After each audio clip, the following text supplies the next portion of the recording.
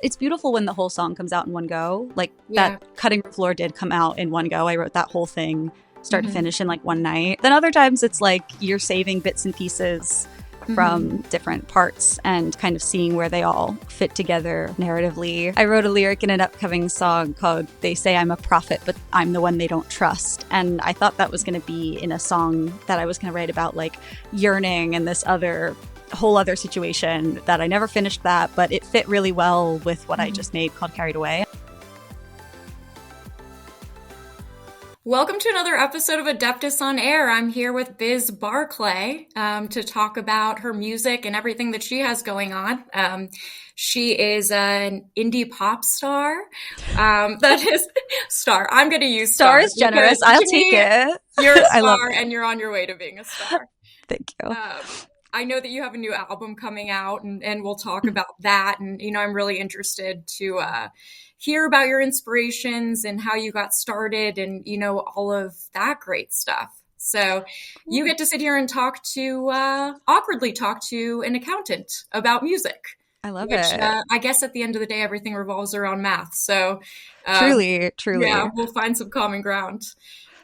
So tell me a little bit about how you got into music. Because before this, before we started the podcast, you were telling me that you were an English literature major. Funny enough, so was I. So, how did you get into music and choose to pursue a career in that? So I started in theater when I was a kid in like high school, and I went to a performing arts school for high school, and I was going to be like an actor. That was my plan. I like went to drama school in the UK and everything. And I was really going for acting, and then life happened. I moved to New York when I was like 19, and I ended up acting's hard. The like auditioning is really, really hard. It's not fun to get rejected all the time. And then COVID hit and my life sort of reset. And I had always played music and like done a little bit of singing and like songwriting, but it was never something I took seriously until that point. I was like, well, I can't go to auditions anymore. And I fell into a crowd of friends that were all like big in the DIY music scene in Philly. And I was like, that's cool. And I played a song for them one time and they were like, you need to do this, like do it. So I was like, all right. And here we are, like 4 years later. That's cool. So do you write your own music too? So your songs are written by you? Yeah. So I write the songs in it. And then the ones now that I'm like doing like recording studio stuff, I will write the song usually on guitar, piano, and then I take it into the studio with a producer and we say like, how do we want this to sound? Like, what do we want this to sound like? Like, and it's a lot of like, I want it to be like we're running, or like I want it to feel like purple, and then they will figure out how to make that happen with like bass and stuff. Gosh, so when you say that you want it to feel like that, or, that's your inspiration or that's what you see in the song, where does that come from? Is that your intuition? Is that you're drawing that from life experience? What's that about? I think it's a bit of both. Like there are sometimes when there are some songs where like I had a song come out in November called Cutting Room Floor, and that song specifically like was set and like written about this moment when I was like in a show, watching a show, and like oh sorry so Cutting Room Floor, like that song specifically came from I was at a show and like brushed shoulders with somebody in this like dark room, and it was like a very specific moment that the song was written about, and it's like narratively like that. So when I said to him like, hey, I want it to feel like you're in this room, that came from there. But then other times it is just kind of like instinctive and like vibes based. Like I have the song coming up, I was like, I want it to feel like a kid's birthday party, or like you listen to things and I'm like, this just feels like a like blue green like swampy vibe. So it's a bit of both. That's cool. I mean, I like that. I like, that you're sort of relating your songs to like very specific experiences that I think we can all relate to. And it's really cool that you're bringing in colors too, because, colors evoke feelings, and, there's so many different senses, that you can remind you of a feeling or a song or those things. So that's super cool, that you're combining all of that into your music. So when you're writing or you think of a song, and is it like just a moment where it hits you? You're like, this moment would make a great song. It's typically not a moment. It's usually more of like a lyric. I will usually get like a line and a melody in my head, and then I will sometimes write it down. But if I'm in a place where I can play, I'll just like play it over like Mhm. I'll find like a chord or two, and I'll just play that over and over and over again until like the next one comes out, and then the Got it. next one, and then I will usually end up with like a chunk, and then I'll save Mhm. that and be like, this might be a bridge, it might be a chorus, it feels like a verse. And sometimes it's beautiful when the whole song comes out in one go. Like that Yeah. Cutting Room Floor did come out in one go. I wrote that whole thing start to Mhm. finish in like one night. Um, and it's like such a great feeling. You're like, oh my God, this is magic. So I'm Yeah. not even writing this. Somebody else is doing this. But then other times it's like you're saving bits and pieces Mhm. from different parts, and kind of seeing where they all fit together narratively. Um, Mhm. yeah, because sometimes you can take things like there are some parts where I'll write something that I am so sure is going to be attached to this one moment. Like I wrote a Mhm. lyric that's in an upcoming song. Oh, there's my cat. Uh, I wrote a lyric in an upcoming song called "They Say I'm a Prophet, but I'm the One They Don't Trust," and I thought that was going to be in a song that I was going to write about like yearning and this other whole other situation that I never finished that, but it fit really well with what I Mhm. just made called Carried Away. And I was like, oh, so now it's kind of changed meaning a little Right. bit. So, That's cool. I like that. I yeah. like that, you can have different moments where you have one sentiment and then you can tie it to another experience. And that's kind of like, that really sort of reminds me of the flow of life, right? Yeah. Where there's not just one situation that evokes a similar feeling. Yeah. There's many situations or many different paths to get to something. Yeah, you So, don't always know how important something is mhm, until later. I just wrote something with a verse that I wrote years ago that I've been sitting on. I've always been so mad I never finished it, and I never figured out what the chorus was going to be for that. mhm, And I thought I was just abandoned it, and then it's just like 4 years later is now becoming relevant to like a song that I'm writing, and I'm like, oh, like this is what this is about, or like sort of writing things kind of prophetically, yeah. which is like not intentional, but I'll write something and then it won't really like it'll really hit me and be relevant like 2 years later. So, That's really cool.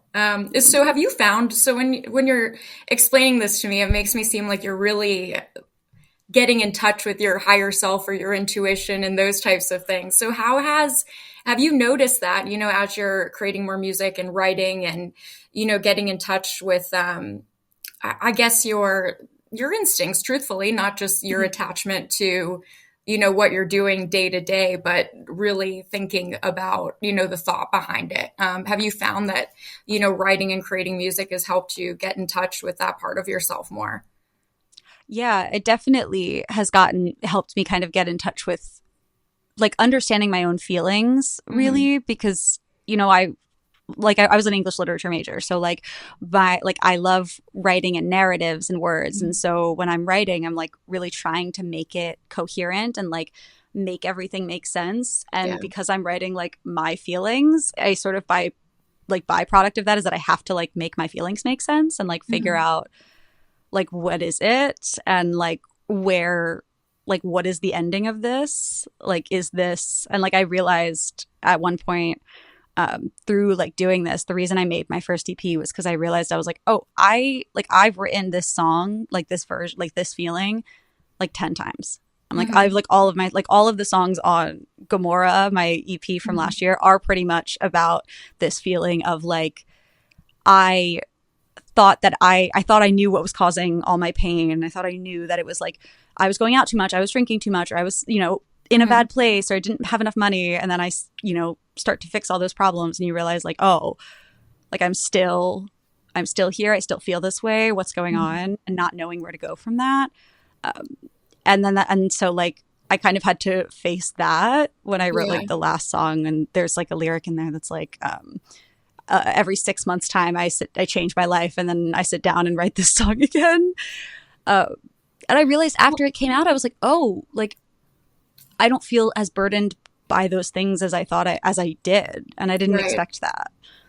That's a really cool progression that you just described, because you were originally saying sort of you just thought you had to fix, things that are happening around you, right? If I stop Yeah. drinking, if I have enough money, if I have all of those things, which is often what people think are going to solve, their problems Yeah. or their feelings of unrest. And, once you do solve those things, you realize this is a much deeper issue. This is a Yeah. soul issue. This is a past wound issue. This is, maybe I don't know, a feeling of inadequacy or not Hmm. having self love. So I think that's so cool that like through writing, like you were able to not only connect deeper with yourself, but also, show that progression. Like you said, you keep Yeah. rewriting the song, but it's in a different timeline and a different mindset, which Yeah. is, that would probably be a really cool thing for you to publish is like that progression. It's sort of Yeah. like your spiritual and personal evolution, which I think probably a lot of people could connect with, Yeah. I because mean, that's a for difficult sure. concept for people to wrap their heads around, especially since we're so conditioned to think, that those things will Yeah. solve all of your problems. Yeah. That's like, it really was like it was quite a shock when because I mean, COVID hit, I was like 24 and I Hmm. had just been living in New York and like going out and partying really hard. Yeah. And I didn't, I never had like I was never in the place where I was like, I need to like get sober or anything like that. It wasn't that Hmm. problem, but I did just assume that like my sort of crazy partying was like why I was feeling so terrible all the time. And that it was quite a shock to, COVID hitting just by nature, not going out, not drinking. Hmm. I moved home with my mom. I wasn't working. I was getting all the sleep I needed. And I was like, what? Like, why do I was like, are you kidding me? Like, it was really shocking. And like, the idea of like publishing it, that's kind of what the EP, my first EP, Gomorrah is it's like the songs are in sort of sequential order of how I wrote them. They came out that way, and it starts with this song called Oedipus, which is just literally like the chorus is like my brain still tries to kill me when I'm sober, and it's like what's going like and comes all the way up to this like through these feelings of like okay, now I have friends, but like I still feel like I'm like left out from these friends that I have, and then it's like okay, like I miss like I'm trying really hard to keep everything together in this song called Trains, and like having to confront old family trauma and things like that when you are face to face with your family for the first time in a while. And it does, yeah, it sort of chronicles that really interestingly, but I've never had to put it into like words. Maybe I should write about it. Yeah, I think so. I mean, I think that's something that people can really relate to. And, especially you saying too, like you saying that your mind still tries to kill you when you're sober. Mm-hmm. That's one of the biggest hurdles that people have, is disconnecting from like their thought process versus what's real. You can get very lost in your head and spiral about things and create issues or things that don't really exist. And you ended up in a situation during COVID where you had to confront all of those things, right? And that's a really good thing too, to see that the only way to heal is through, right? It's Yeah. dealing with it and recognizing it. And, oftentimes when people do that, it's because they don't have a choice, right? Because I'm sure Mm-hmm. had COVID not hit, you wouldn't have made that choice. Yeah. I really don't know what would have happened, but it's yeah, it's definitely one of those things that you, especially I like how you said, like what is kind of made up because Hmm. it like you have to like when I was in therapy that was a big thing of like realizing like okay, is this a real thing that's happening, or are you just saying that like is it are you just telling yourself that this is what's happening, Oh, like is sure, because you it. can have full conversations in your head. I mean, especially Mm-hmm. as an English literature major, I know because I was one too. You write stories in your head. You have conversations in your head, especially Yeah. if that's something that you're passionate about, right? I can create an Oh yeah. entire melodrama in a minute and then have to remind myself that it didn't actually happen. Amazing. I love that. Yeah. No, yeah. I'm like, I especially like, I'm like, I find like, I've been giving I was giving Oscar speeches in the bathroom at like 12, you know Uh-huh. what I mean? Like, I fully know that where you're just like, come up with a whole scenario and like, or like after you argue with somebody and then you sit there and you're like, all the things you could have and should have said. And you're Oh just like yeah. creating that in your head. Yeah, there's an extra dialogue. And Yeah. there's the whole thing where, thoughts become things, right? So the longer that you continue to allow your brain or to not recognize, these negative feedback loops or thought processes, Hmm. you're really creating a reality that you don't really want. You Yeah, know, you and it's absolutely very create it. difficult to recognize that. And Hmm. from what I've learned, and you obviously learned this during COVID, when you're sitting by yourself and you have to recognize those things, it really does make an impact and change your Hmm. life in a way that you wouldn't have expected had you stayed busy and in the same patterns. Yeah, 150%. Like it's so it really is a self-fulfilling prophecy the way that you think about things, and it can be really really hard to like first off, like, because you first have to sort through it and be like, okay, so like me thinking that everybody secretly hates me because I nobody texted me this night, they texted me in the morning, like Hmm. that's not real, right? And it's Right, like that's not real. People, most of the time people are just thinking about themselves. That's like right. they're, you know what I mean, like they're not making choices to spite you most of the time. They're Hmm. probably just not just thinking and worrying about themselves.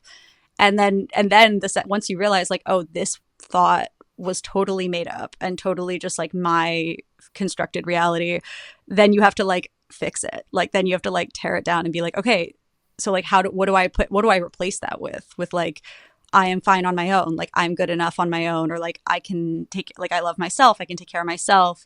And then that Right. kind of reliance on other people maybe, hopefully, ideally becomes less impactful, I Hmm. guess. I don't know. It's just like a really interesting and difficult process to Oh, it's very rewire your difficult. brain. Yeah, you have to rewire yourself because everything you think about yourself is something somebody told you to think, Hmm. right? So, I would have, it's somebody saying you're loud, you're, this, you're that, you're all of those things, but you didn't come into this world thinking that, right? So now you're conditioned to believe these things, or, if your Yeah. parents had certain sets of behaviors or you had experiences. So everything you think about yourself you've been taught, right? Yeah. And then in the same aspect, you've conditioned other people to think things by saying like, oh gosh, I don't know, I can't think of something nice to say, but like you Yeah. talk too much or you're articulate or, Hmm. you know, um, yeah, Yeah. so you really have to remember that you get to define who you are. Yeah. And it's, yeah, it's very challenging. Yeah. It's actually a big, like, it's really interesting that you kind of mentioned the people defining you thing. Cause one of the reasons that I like never went into music professionally was because I like, when I was in like a performing arts high school, and there were just other people that were way better at singing than me, and they Mhm. were just like way more talented and had these like big belty musical theater voices. And I like, well, I remember being told like you're an actor, not a singer, and like Mhm. hearing like, oh, like you're okay, like you're not, but you're not like great. And it Mhm. kind of was like, oh, so this is not a thing I can pursue. And it really like became a problem when I was like doing live shows, and I was like, I was like not hitting notes and like cracking and like really not being on Mhm. pitch, and like I couldn't perform. And I ended up going to a vocal coach because I was like, sometimes I hit these notes and sometimes I don't. And she kind of was like, it's like you, like it's in your Yeah. brain. Like it was so Mhm. embedded in me that like I couldn't like belt these notes, or I couldn't sing particularly well, that like it would like I had to like hypnosis level, like meditate, like rewire my Mhm. brain. And I'm still doing that to be like, no, like you are fine, like you are not tone deaf, like you can sing. And it's, but yeah, it definitely, that stuff sticks with you. It really does. And like you said, you're still working on it. It's sort of Yeah. like this never ending journey. It's like you remember to forget, to Hmm. then, remember again. And for me, I would say one of the tools that I use is just recognition, right? Before I didn't recognize these spiraling thoughts or the Hmm. I'm not good enough or I should be better or this person must think I'm terrible at this. Now I can recognize the thoughts and I can stop them quicker before I've spent, an hour or even a day spiraling. Yeah. And that's, I mean, I don't know that I'll get to a point where I don't do that. Hopefully, I think they call Yeah. that mastery. I don't, Maybe. hopefully, we'll see. Yeah. Um, but that's half the battle. I think that if you can just recognize your negative thoughts and do what you can to stop them, that improves your Hmm. life tenfold. Yeah. Stop like not recognizing them as I used to call it like the true, like I used to think that that was true. That was the true Right. self. Like that was the true scenario, and everything else was like made up. And like recognizing like, oh no, this like is like an outside, like an intrusive, like a Hmm. not, this is not a natural like experience of the world. Like this is just like, this is not the truth. Like this is something that your brain is antagonizing you with, Mm-hmm. like the truth is external, and having to sort of recognize and be like, okay, like I'm done thinking about that right now. I think one of my therapists told me, she was like, just take a minute and go over the thought in your head and then say, okay, I've had the thought, I'm done with it. That thought Yeah. is like, I've had it, I've had the thought, I've checked that like box of whatever my Mm-hmm. brain was thinking, like, you need to know this, you need to Mm-hmm. know, you need to remember that thing you did in third grade. Like, and then just kind of acknowledging it and letting and being like, okay, now it's done, I'm going to move on to a new thought and think about something else. Yeah. Yeah, no, that it's, I mean, it's such a good tool, you know. There's a spiritual concept that's I am nothing, so I'm everything. Oh, And that's one thing that I remind myself of. You know, I can't, I am anything I want to mhm. be. And Yeah, because I don't know. I mean, you understand what I'm trying to say. It's kind of hard to explain it, but like, I think yeah, when you say it out loud, you inherently understand what that yeah, means. You know, I'm not what I was defined by. I am whatever I want to be. I am everything. I can be everything. I have the power to be everything. You know, yeah, as long as I really believe and you know, I don't accept, you know, any of the things that are holding me back. You know, you recognize those emotions, you recognize, you know, those bad feelings. It's recognition, dismissal, detachment, you know, and yeah, then moving on to, you know, thinking about the version that you want to be, you know? yeah, yeah, for sure. Definitely like this feeling of like, I get like, I feel like I've heard the phrase like co-creating your reality, like Yeah. really like remembering that like you both have no control over everybody else, but Hmm. like you have control over you. So Right. like you can do a lot for yourself and you can do a lot to put yourself in the right place to do the right things. Like, Hmm. and sometimes you have to like fight your own brain for it. Like, I don't know, I sort of made the promise to myself at the beginning of 2024 that I was like, because I was just like disappointed with my where my career was, and I was like, I'm gonna do everything and I'm gonna say yes to everything, even Hmm. when I do not want to do it. Like in the moment, I just like I was like for this whole year, that was my experiment. Was I was like, even if I feel miserable and I want to cancel, or I don't want to go to rehearsal, or I don't want to play the show anymore, or like I don't want to be in the studio, like I'm gonna force myself to do it, even though I really Hmm. really hate it.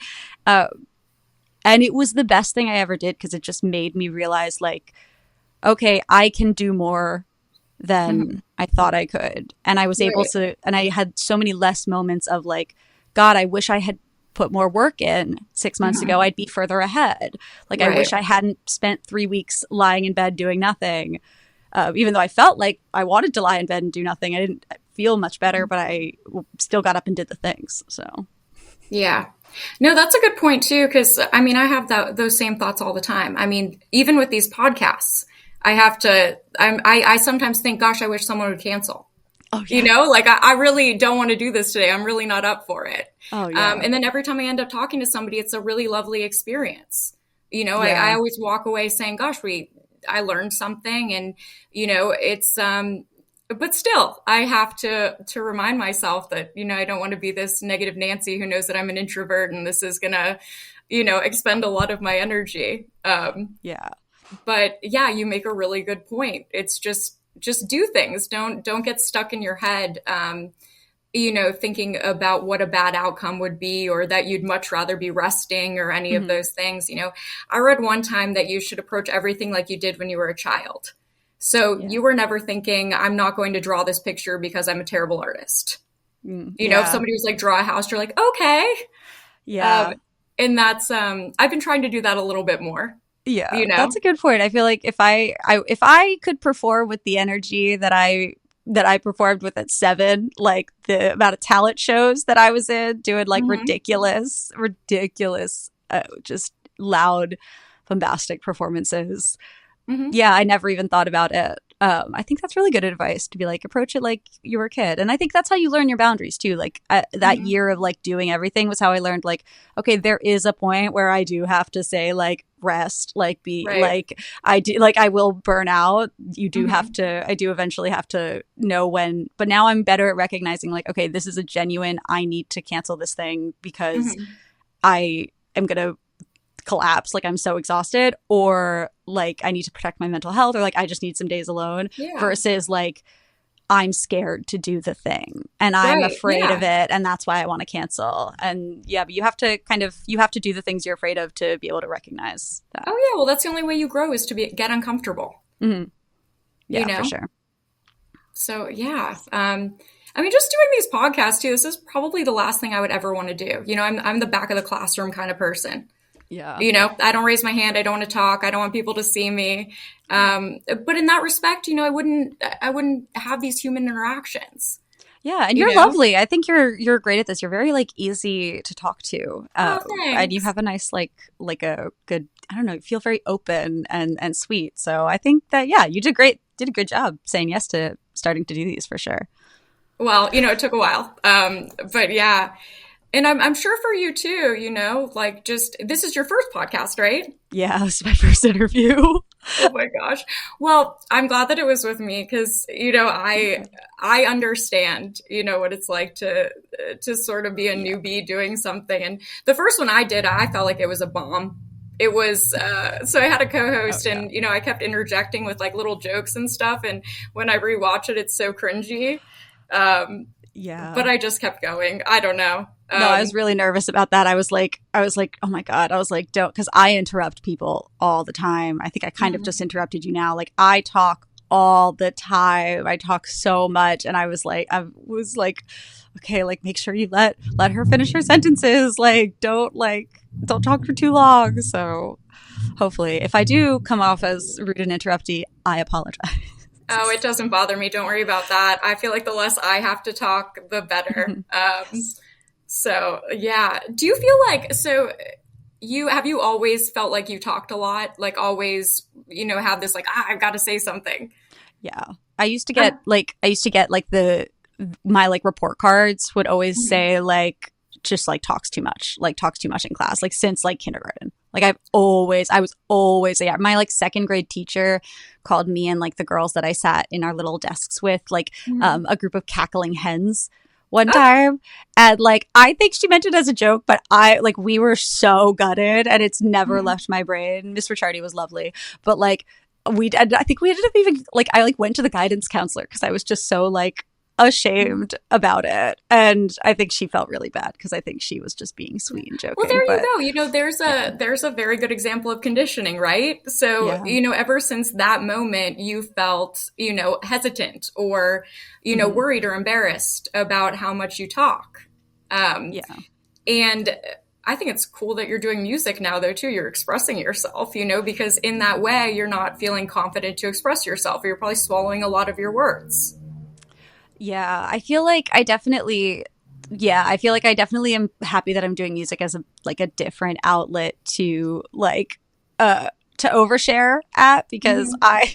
I tend to be an oversharer, and I used to play this song called "Talking Too Much at This Party" that was just Hmm. about how I felt like I was just like where like I was like I can't like why can't I stop myself, like why are the words like that. What does she say in Mean Girls? She's like it was like word vomit, like Hmm. I just couldn't stop myself, and so it's like there's a lot of like nods to me like talking too much and making like oversharing and being too loud in my music and stuff like that. But I don't know. I try now to like really make a conscious effort to when am talking to somebody, like when I start to be like, am I going on to like end that with like asking them about something and like really paying attention to the Yeah. people that I'm talking to so that even if Hmm. I'm going on forever, like I am still categorizing everything they've said and I can still Right. like involve other people because I don't know, people should Well, feel what heard. I've always thought about, the word vomit and people talking a lot. I always felt like that's how they make sense of the world,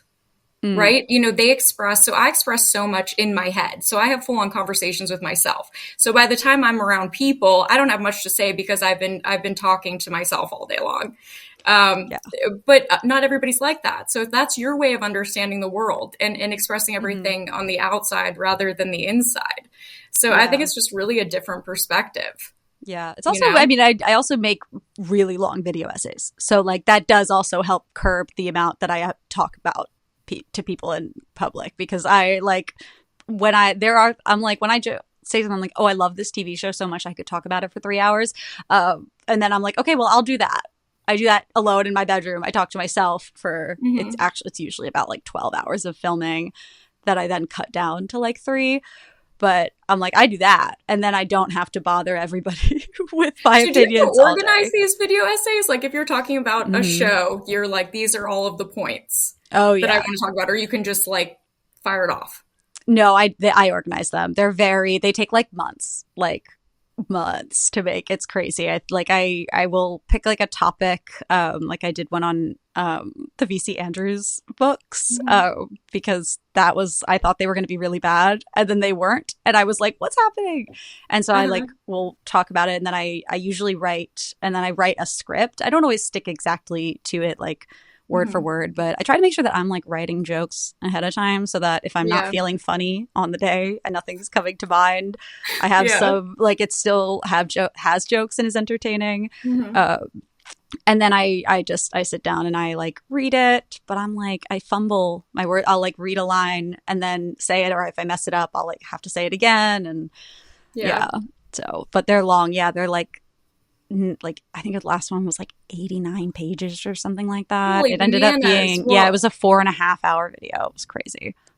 crepes. I admire that. There's no way that I could do that. I mean, I guess I talk a lot on these podcasts though, because I get in trouble with Michelle for going on too long and then she has to edit them. I think actually we've gone a little bit over what she likes, but That's and okay. that's We can fine. wrap it You up. know, we've had plenty of things to talk about. So I saw that, and we'll get back to your music because I think Oh that's yeah, one of sorry. like the main things, right? Yeah, We could talk all day about other things, you know, the how difficult it is to be a woman in spirituality and all of those things. yeah.